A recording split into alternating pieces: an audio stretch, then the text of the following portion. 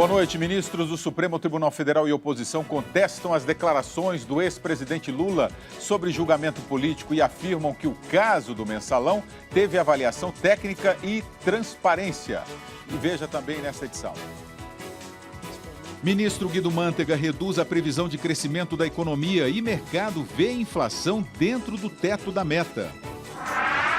Pesquisa aponta que interrupção das aulas e atraso de horário de estudantes estão entre os principais fatores do mau desempenho escolar. Ela vai entrar já na segunda aula, não tem como entrar na primeira mais. Torcedor que jogou banana em Daniel Alves do Barcelona é banido do estádio e jogador recebe apoio em rede social. Morte de médico durante tiroteio dentro de delegacia no ABC Paulista revela despreparo da polícia em momentos de tensão. Polícia de Nova Iguaçu começa a ouvir testemunhas da morte do coronel Paulo Malhães, que confessou ter torturado e desaparecido com presos políticos durante a ditadura militar. A autoridade palestina reconhece o Holocausto e oferece apoio a Israel, onde sirenes lembraram hoje as vítimas do nazismo. Universidade Americana dá mais uma função aos drones: tocar instrumentos musicais.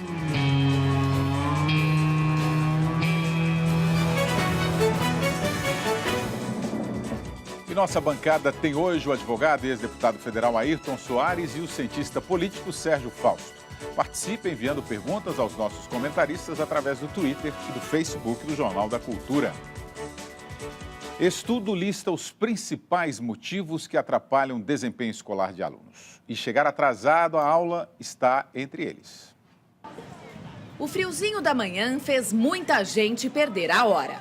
Nesta escola pública de São Paulo, quem não consegue chegar a tempo, como a filha da Cristiane, entra só para a segunda aula. Trânsito, muito trânsito na cidade. Prejudica porque ela vai entrar já na segunda aula, não tem como entrar na primeira mais.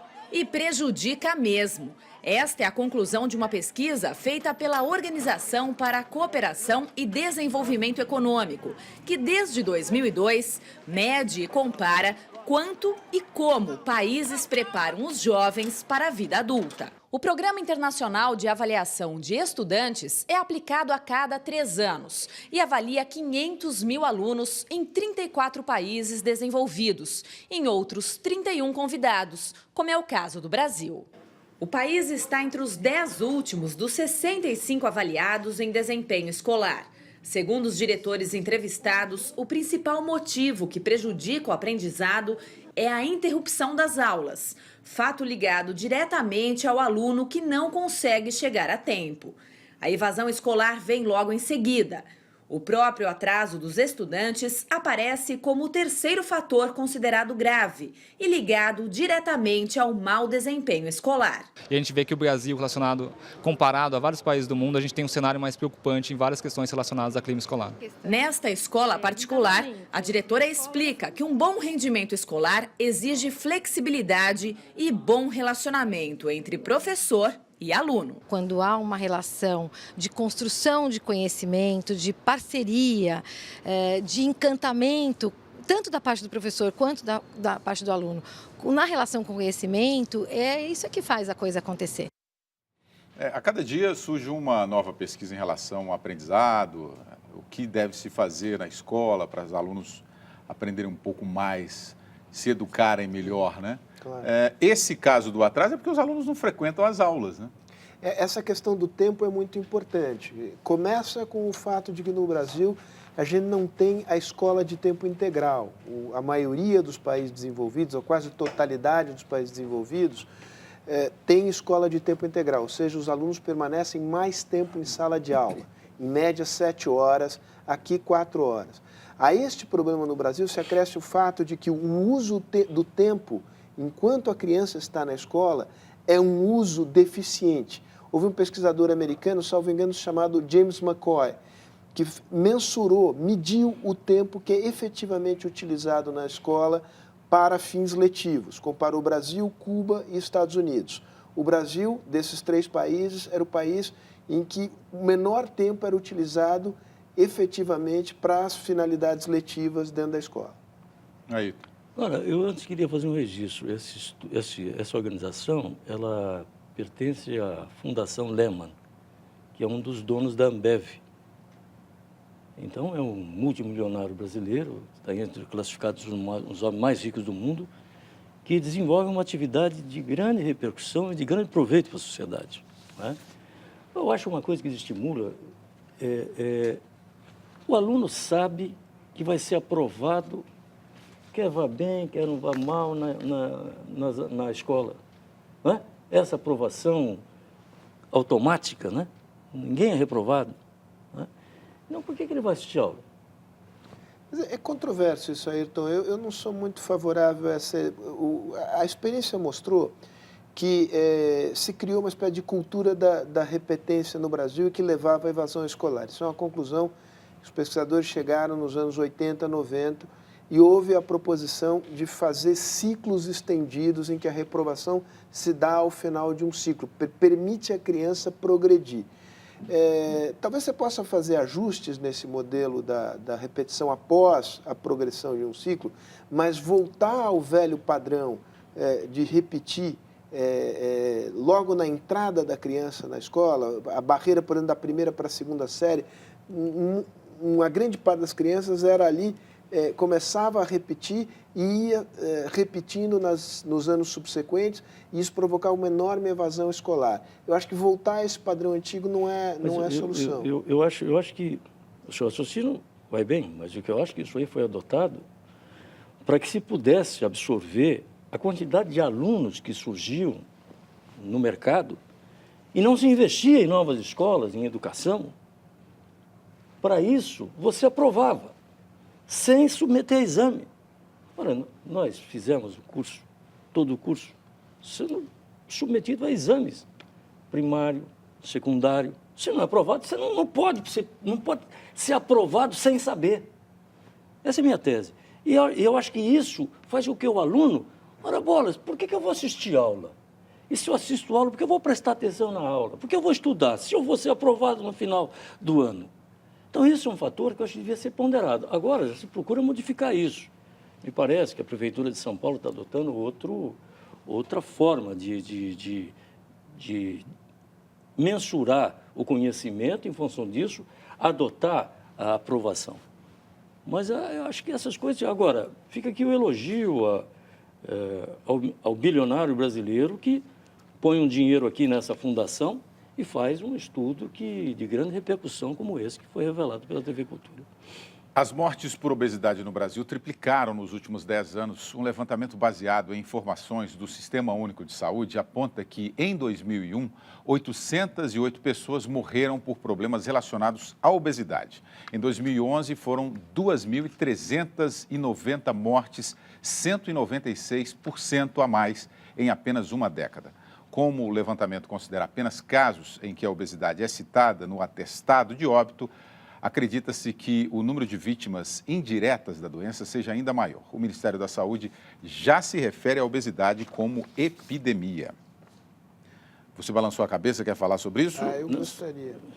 Eu acho que um dado que não aparece aí, mas eu tenho quase certeza que é um dado verdadeiro, é que se fizer o corte dessas mortes por obesidade e relacionar essas mortes, relacioná-las a classes sociais, a maioria dessas mortes por obesidade se dá nas camadas mais baixas da população. É um fenômeno que aconteceu nos Estados Unidos, acontece, e nós estamos reproduzindo o mesmo modelo, em que as pessoas passam a ter um pouco mais de renda, mas elas passam a comer fora de casa, já não se come mais no domicílio, e as pessoas de menor renda passam a comer comidas muito gordurosas, de má qualidade nutricional. Isso leva à obesidade também, e porque são mais baratas. As comidas mais saudáveis são caras. Exatamente.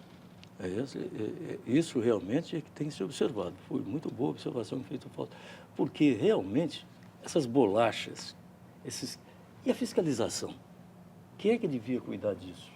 Não é a vigilância sanitária, não é a Anvisa? E campanhas de instrução, que tem que autorizar que se coloque no mercado produtos que podem causar não só a obesidade, como também outros males. E você vê sendo livremente expostos e vendidos. As crianças compram, não é? e os que não têm condições de pagar, às vezes tem na merenda da escola, não é? Então... Isso virou um problema, só para fechar, isso virou um problema de saúde pública de tal ordem nos Estados Unidos, que a principal bandeira da Michelle Obama é essa luta contra a obesidade na sociedade americana. No Dia Internacional em Memória das Vítimas do Holocausto, o presidente palestino reconheceu o genocídio nazista e ofereceu apoio a Israel. Em Jerusalém, todos param por 2 minutos para lembrar os 6 milhões de judeus mortos na Segunda Guerra Mundial. 2 minutos de silêncio. Este foi o tempo dedicado às vítimas do Holocausto em Jerusalém, capital de Israel. O presidente do país, Shimon Peres, e o premier Benjamin Netanyahu estiveram na cerimônia que reuniu centenas de pessoas. O dia de recordação do genocídio nazista foi dedicado este ano, em especial, aos 400 mil judeus da Hungria que morreram em 1944.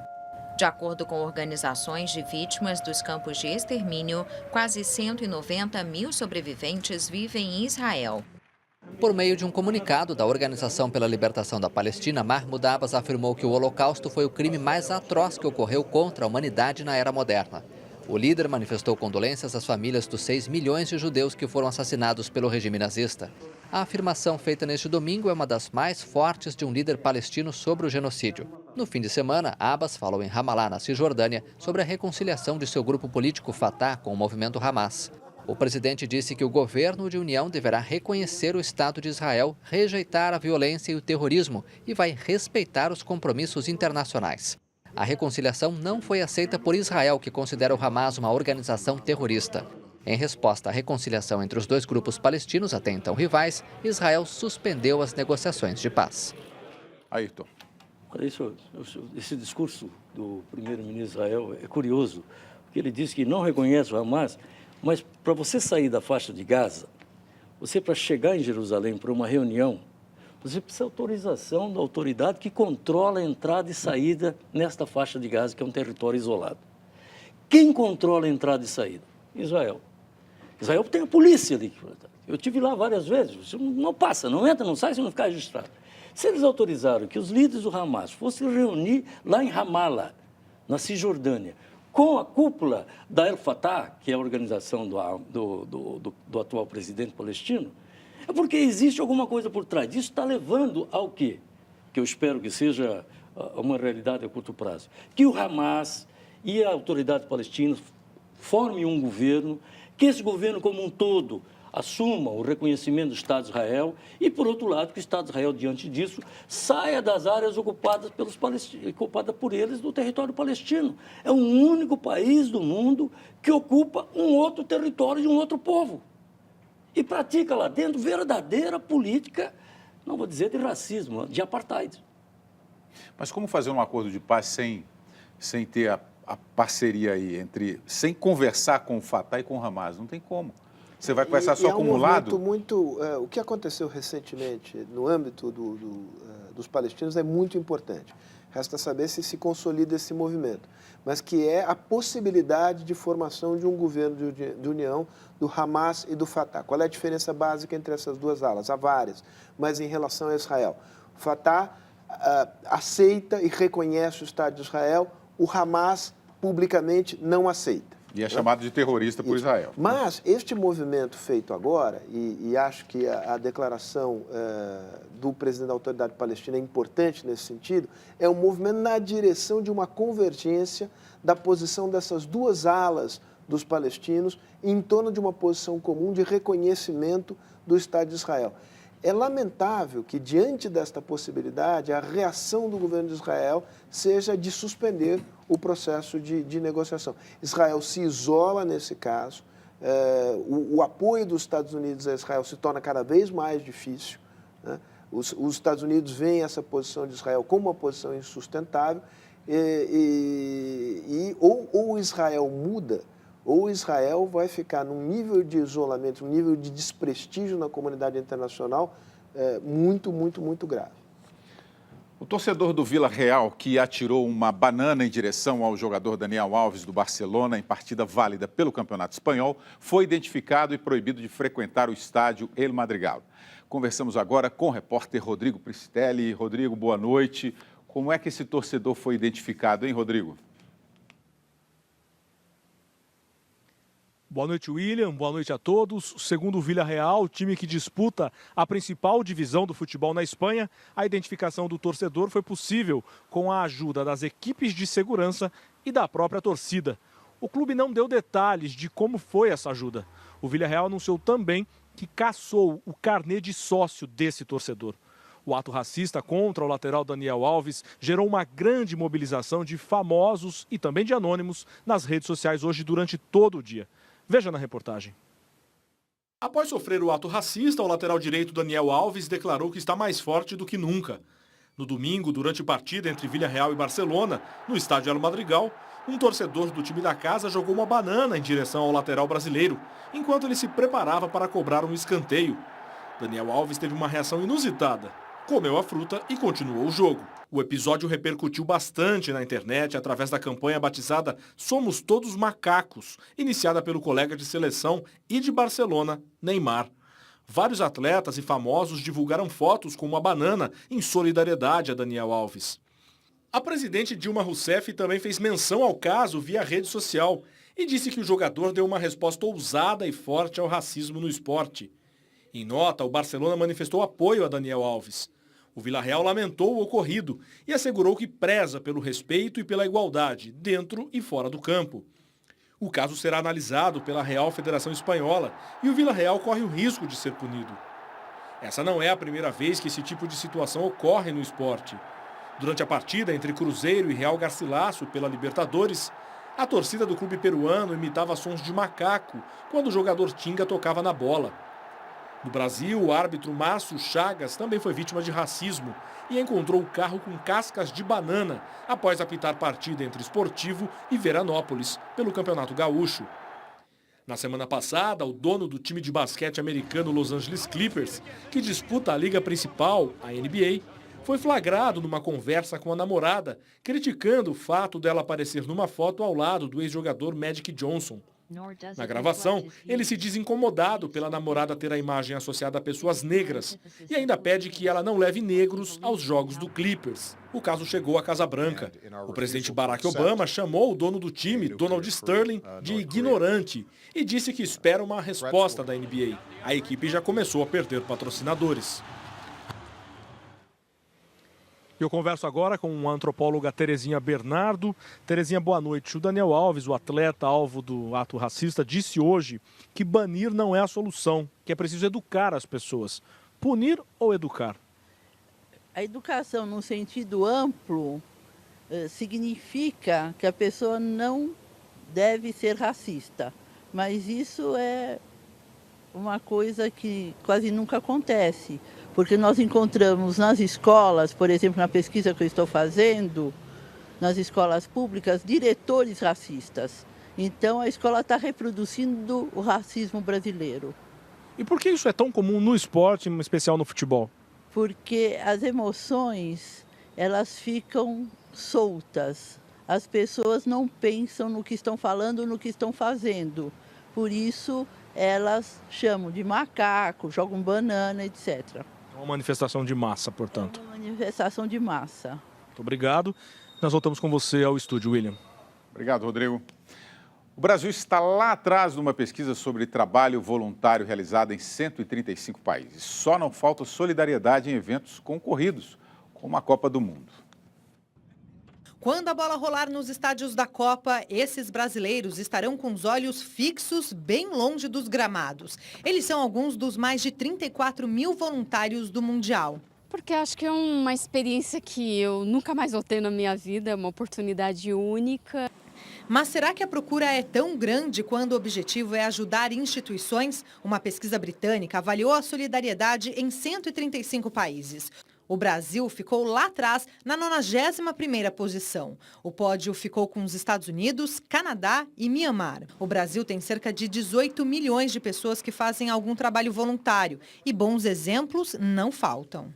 Um Um deles está aqui em Jundiaí, no interior de São Paulo. Há 2 anos, um grupo de voluntários vem mudando as escolhas de crianças carentes que vivem na cidade. São 160 pessoas que doam tempo e conhecimento para ajudar uma das comunidades mais perigosas da cidade. Hoje em dia, a problemática das organizações criminosas é muito grande. Então, há um assédio dos jovens por essas organizações. Então, nosso trabalho é mostrar para eles uma alternativa. Hoje a tarefa de Andresa foi criar uma paródia com o tema determinação. Determinação é nunca desistir, é nunca deixar de ir, é saber que temos que sempre onde ir. Você acha que está fazendo pelo outro e não é, você está fazendo por você. Você está preenchendo a sua vida, a sua história. Com 11 anos de dedicação ao voluntariado, a dona de casa dá um recado para os voluntários da Copa. Que vem o gostinho, né, por fazer alguma coisa pelo outro. Vocês acham que esse evento da Copa, evento que circula bilhões, precisaria mesmo de voluntários?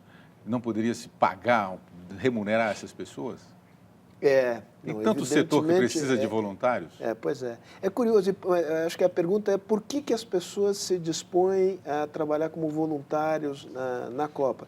Tem um pouco essa ideia, que é a ideia, digamos, de um evento que atrai celebridades, que é um evento que tem muito glamour. Mas só que ele vai ficar no metrô, ele vai ficar distante da Copa. Pois é curioso, mas isso chama atenção para um certo problema de valores na sociedade brasileira, em que a pessoa se dispõe a doar o seu tempo para um evento que tem condições de se financiar comercialmente, não precisaria dos seus serviços voluntários, mas ela faz isso porque ela se sente próxima de algo que irradia um certo glamour, a faz sentir próxima de algo que é célebre, de algo que é brilhante no mundo inteiro. E ela não está disposta a fazer um trabalho mais silencioso, de menor visibilidade, mas de muito maior compromisso e importância social. Aqui nós temos várias manifestações do Twitter, aqui da Jaqueline Garuti, falando solidariedade na Copa, faça-me o favor, seja solidário para as pessoas que precisam, o BAC, trabalho voluntário para a FIFA.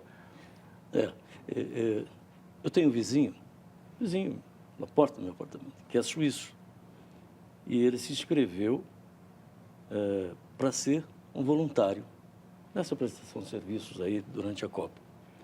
Eu perguntei a ele, escuta, tinha muita gente? Ele falou, você não pode imaginar quanta gente tinha. Ele fala 4 ou 5 idiomas. Foi selecionado, vai ficar aí no estádio da abertura, na ala que vai receber as autoridades, porque realmente tem muita cultura e ali vai circular. Eu não vi nele, como voluntário, uma preocupação em ir para lá para poder assistir o jogo, porque ele pode. Então, essa espécie de voluntarismo, que é no bom sentido, eu acho que por ser episódico, por estar determinado no tempo e no espaço, atrai um grande número de pessoas. O outro serviço, como esse, fantástico, que apareceu agora na matéria, da senhora, o trabalho que faz, permanente. Exatamente. Permanente, é uma coisa que precisa ter uma dedicação. E essa dedicação, ela faz com que você, afinal, eu vou poder ficar na Copa. Quantos dias vai ter a Copa? Vai ter 2 semanas? Tudo bem, eu deixo de trabalhar para mim, eu deixo de fazer alguma coisa. Agora, programar-se para ter periodicamente, durante todo um ano, um tempo para atender uma demanda num asilo de velhos, numa creche, realmente é mais difícil. Mas agora, esse exemplo que foi dado pela TV Cultura é fantástico. Essa senhora mostra a sua dedicação, mostra tudo isso. E esse é o verdadeiro voluntarismo. Olha, o Gil Rocha está mais pessimista aqui. O dia que o Brasil estiver na frente em algum índice mundial positivo, avisem aí para mim. Ayrton, tem uma indagação aqui sobre a progressão continuada nas escolas públicas, que foi uma fala sua. Lamentável essa progressão. No Facebook, a Adriana Carvalho, ela disse, lamentável essa progressão continuada nas escolas públicas, não se cobra nada dos estudantes, apenas presença e eles não faltam, pois na escola eles têm merenda, sexo nos WCs, funk no recreio e no fim ainda ganham um diploma. A minha tese é essa, de que não pode diplomar uma pessoa que não adquiriu conhecimento algum. É que há uma diferença. Primeiro, acho que há um certo exagero você dizer que, digamos, que as escolas são lugares de permissividade nesse nível, que tem sexo, funk. Isso acho que tem uma boa dose de preconceito contra a escola pública, com todos os problemas que a escola pública tem. Ninguém está defendendo aqui que não se avalie os alunos. A diferença é entre avaliar e ter um mecanismo que... O problema é o seguinte, quando você ampliou a educação no Brasil, você incorporou dentro da escola gente que vem de origens e de trajetórias, inclusive familiares, em que a educação não estava presente. Esse primeiro contato com a escola requer um processo de adaptação complexo. Se você imediatamente passa a avaliar, punir e reprovar, isso a história mostrou, você começa a expelir essas pessoas do sistema escolar. Você faz mais, afasta essas pessoas. Então, a ideia é de você dar um tempo maior de adaptação e medir um pouco ali na frente. Eu não sou especialista, acho que você pode ajustar um modelo, mas a ideia de que você deve ter uma guilhotina que nos primeiros anos imediatamente vai selecionando e preservando uns e decepando outros, não me parece que é a norma mais razoável. Rapidamente, mas eu acho que você decepa quando você não dá uma qualidade de ensino esse é que o o aluno ponto-chave. possa absorver. Não, esse é o ponto-chave. Então aí você não ensina direito, não aprende, e aí como é que você vai exigir que ele seja aprovado ou reprovado? Esse é o ponto-chave. E também a questão das vagas. À medida que você faz a progressão, você vai abrindo novas vagas. Você não está preocupado em incrementar novas escolas, em dar a educação integral, como está dizendo agora o Fausto. Quer dizer, essas coisas que são básicas, não é? Eu acho que... Em instantes, ministro da Fazenda reduz previsão de crescimento da economia e ainda Supremo e oposição reagem à declaração do ex-presidente Lula de que o julgamento do Mensalão foi político.